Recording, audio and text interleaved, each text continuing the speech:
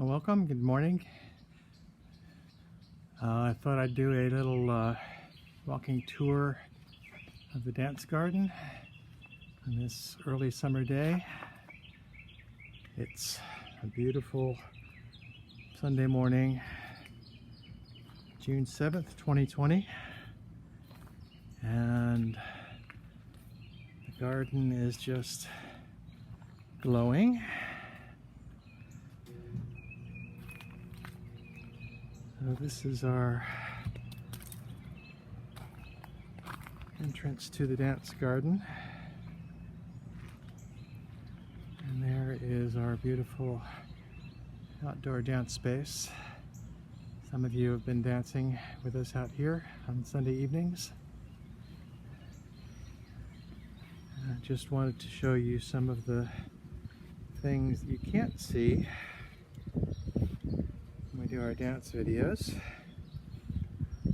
All of the beauty and green, rich, living things all around us as we're dancing. This is our two butterfly gardens. These are the first two raised beds that I built. Probably, I don't know, 12 years ago or so. We love hostas. We have beautiful hostas all over the yard now, and right now, gorgeous hydrangea in bloom. We have some herbs in pots, mostly several different kinds of mint.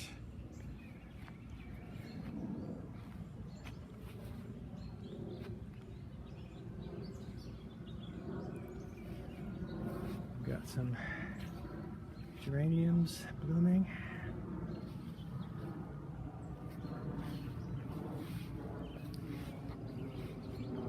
So now I'm going to walk out to the center, and I think it was last summer that I converted this.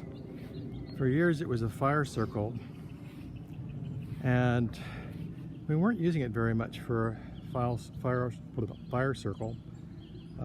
We would occasionally have a fire out here. Mainly we were using it for the center of dances, and so we would put cut flowers in when we had dance gatherings. And so I just decided, well, since we're really not using it as a fire circle,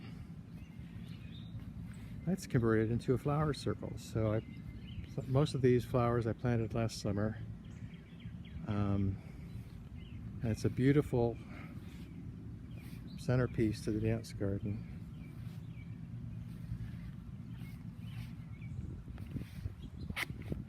Gets a little, I think it's just going to get a little more beautiful and extravagant every year.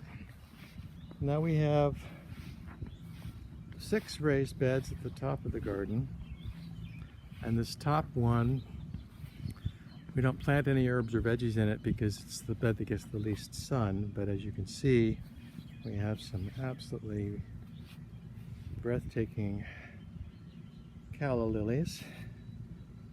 So beautiful.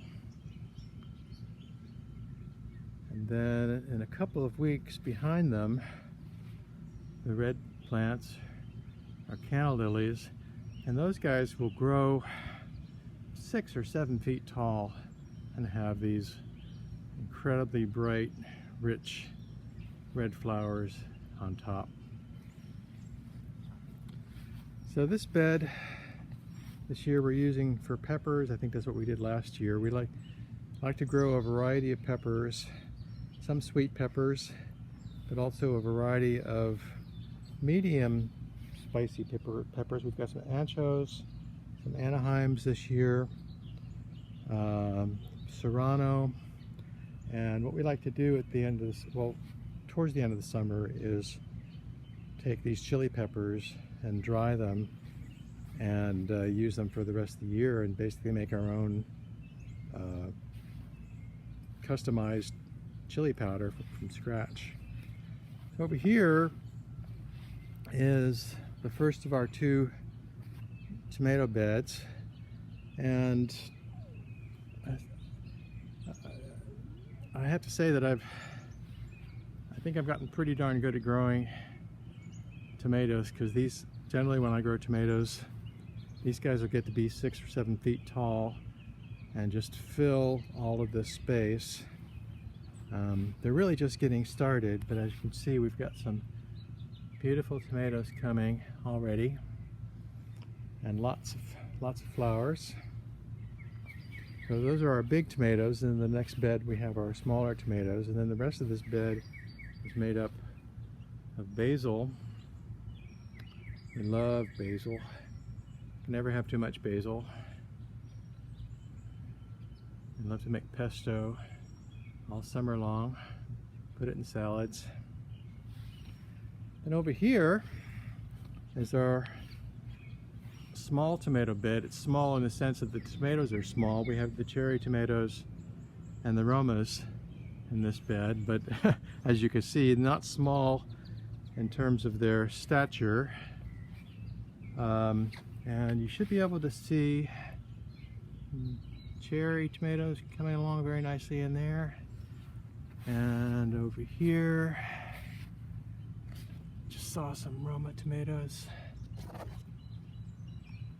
There they are. Got some beautiful tomatoes coming along. We have an herb bed over here. And right now we have winter savory, which is just going crazy, trying to take over everything. And we're learning ways to use it. We're going to dry some of it. It's really great in soups and with beans in particular. I have lots of parsley and some cilantro. And the centerpiece of this bed is this big, beautiful, tall fennel plant, which, as you can see, is already 6 foot tall and still going. And we don't harvest the bulbs. We grow this to attract the monarch butterflies. They love it. And I just love the green and the shape of the plant. And lots of thyme. We love thyme. In past years, we've made thyme liqueur, something that we experienced in France. We may do some of that this year. Over here against the fence, we've got this big cage, and that's where our blueberry plants are. And hopefully you can see we've got lots of blueberries going on in there. Got them caged, otherwise the birds, especially the robins, would just take all the blueberries for themselves. These guys we like to keep for our own. Hopefully you can see some of those beautiful blueberries. I took a class a couple years ago on growing blueberries, and before that I hadn't been very successful, but as you can see, these guys are quite happy. Got a rosemary bush here, kind of an older guy, probably not going to be with us too many more years, but I think it's beautiful, and we love the rosemary.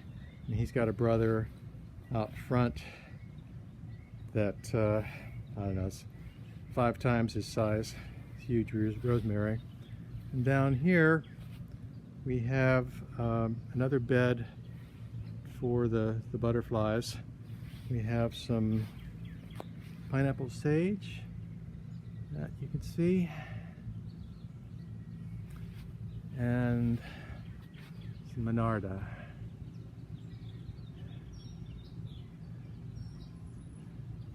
Especially in late summer, this bed will just be covered with flowers, and the bees and the butterflies just love it.